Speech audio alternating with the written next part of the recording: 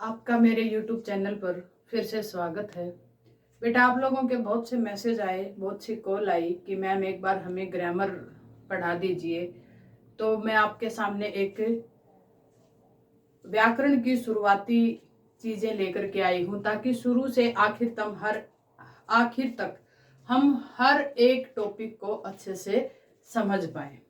तो बेटा, हम सबसे पहले क्या करते हैं, जब हमें पढ़ना शुरू करते हैं तो हम व्याकरण को कहाँ से शुरू करते हैं। सबसे पहले हम करते हैं वर्णमाला से, और वर्णमाला में सबसे पहले आते हैं स्वर। ठीक है, तो आज हम पढ़ेंगे स्वर। क्या पढ़ेंगे? स्वर। स्वर क्या होते हैं? सबसे पहली बात तो कि स्वर किसे कहते हैं। स्वर ऐसे वर्ण होते हैं, यानी कि हमें ध्यान रखना है कि ये क्या है, वर्ण है। वर्ण के भेद होते हैं स्वर। ठीक है, कि ऐसे वर्ण जो स्वतंत्र होते हैं, जो बिना किसी सहायता के बोले जाते हैं, यानी कि जिनके उच्चारण में किसी की सहायता ना ली जाए। पहली बात, स्वर क्या होते हैं? पहला, ये स्वतंत्र होते हैं। नंबर 2, इनकी अपनी मात्राएं होती हैं। और नंबर 3,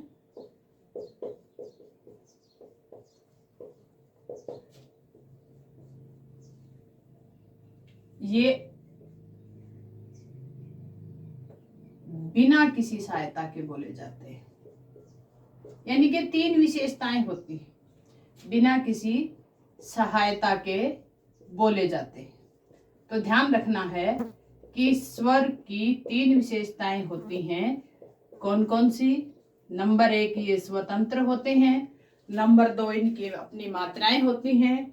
नंबर 3, ये बिना किसी सहायता के बोले जाते हैं। तो बेटा, ध्यान रखना है आपको कि स्वर किसे कहते हैं। हम 3 तरीके से याद कर सकते हैं।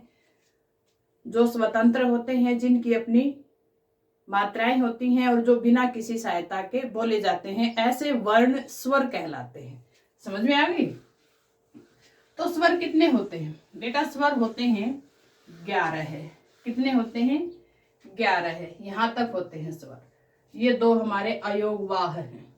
ठीक है, तो स्वर क्या होते हैं? अ, आ, ई, उ, ऊ, री, ए, ऐ, ओ, औ। ठीक है, ये हमारे स्वर होते हैं। अब ध्यान देना है कि मूल स्वर, यानी कि अ, ई, उ, री, ये हमारे 4 मूल स्वर होते हैं। ठीक है, ये क्या है? मूल स्वर। इनको हम ह्रस्व स्वर भी कहते हैं। ह्रस्व स्वर।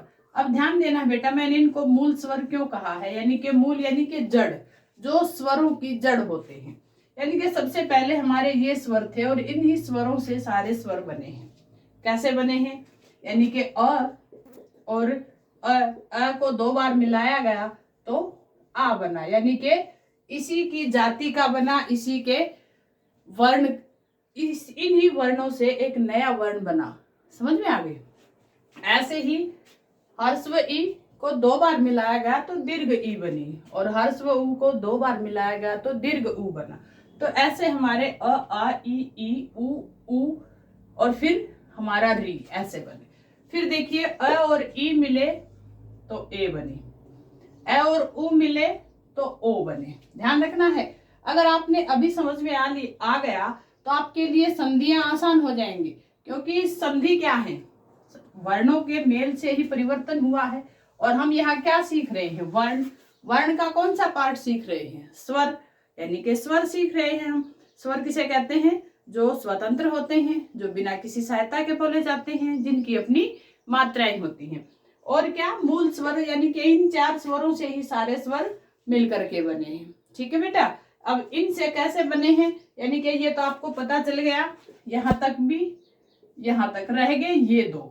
अब ये कैसे बनेंगे? अ जमा ए, ऐ, और अ जमा ओ, औ। अब सिंपल तौर से यही सीखिए, बाकी स्थितियां हम आगे नहीं चलेंगे, बाकी संधियों में करेंगे। ठीक है, तो इस प्रकार से हमारे 11 स्वर बने। यानी कि सबसे पहले हमारे क्या थे, एक मात्रा वाले, जिनके उच्चारण में केवल एक मात्रा का समय लगे, जिनके उच्चारण में केवल एक मात्रा का समय लगे उन्हें ह्रस्व स्वर कहते हैं, अर्थात मूल स्वर जो होते हैं। ठीक है, और जिनके उच्चारण में दो मात्राओं का स्वर लगे, दो मात्राएं लगे, उन्हें दीर्घ स्वर कहते हैं। क्या कहते हैं, दीर्घ स्वर। दीर्घ यानी कि बड़े, ध्यान दीजिए, दीर्घ मतलब बड़ा, यानी कि बड़े स्वर कौन कौन से हुए, आ, ई, उ, और एक संस्कृत में होती है डबल री, लेकिन हिंदी में नहीं होती बेटा, ध्यान रखना आपको। फिर आ गया आपका ए, ऐ, ओ, औ। ठीक है, तो ये हमारे कितने हो गए, 1 2 3 4 5 6 7, यानी कि हिंदी में 7 कौन से दीर्घ स्वर होते हैं और ह्रस्व स्वर 4। टोटल कितने हो गए, 7 और 4 11, यानी कि स्वरों की संख्या 11 हो गई। समझ में आ गई बेटा। एक हमारा स्वर का भेद होता है प्लुत स्वर। क्या होता है, प्लुत स्वर। प्लुत स्वर का मतलब क्या होता है, ह्रस्व यानी कि एक मात्रा का समय लगता है जिसमें, दीर्घ स्वर यानी कि जिसमें दो मात्राओं का समय लगता है, और प्लुत यानी कि जिसमें ह्रस्व का तो 3 गुना लगे और दीर्घ से ज्यादा समय लगे। ध्यान रखना है आपको, जो स्वर ह्रस्व स्वर से तो 3 गुने समय में बोले जाते हैं और दीर्घ से ज्यादा होता है। अब हिंदी में नहीं है बेटा, संस्कृत में है, जिसे हम ओ, और ये जो ओम यानी कि ओ की यहाँ प्लुत ध्वनि आएगी, यानी कि प्लुत यानी कि ओ ऐसे बोला जाएगा। इसका मतलब क्या है कि प्लुत का निशान, ये प्लुत यानी कि कोई भी स्वर 3 बार बोला जाए, यानी कि 3, ये 3 है बेटा, ध्यान रखना है आपको। समझ में आ गई। तो क्या हुआ, हिंदी में प्लुत नहीं होता, जबकि संस्कृत में प्लुत स्वर होता है। और कई बार हम जब कॉम्पिटिटिव एग्जाम में बैठते हैं तो ध्यान रखना है कि स्वर के कितने भेद होते हैं, हमें ऑप्शन देखना है। सबसे पहले हमें ऑप्शन पर जाना है। अगर वहां पर 2 3 4 5 अगर ऐसे ऑप्शन दे रखे तो हमें 3 को चूज करना है, ध्यान रखना है आपको, क्योंकि संस्कृत से निकली हुई है हिंदी, इसीलिए हमें 3 पर जाना। अगर 3 ऑप्शन ही नहीं है, मान लिया यहाँ पर 6 है, तो हमें 2 पर जाना है, ये ध्यान रखना बेटा आपको।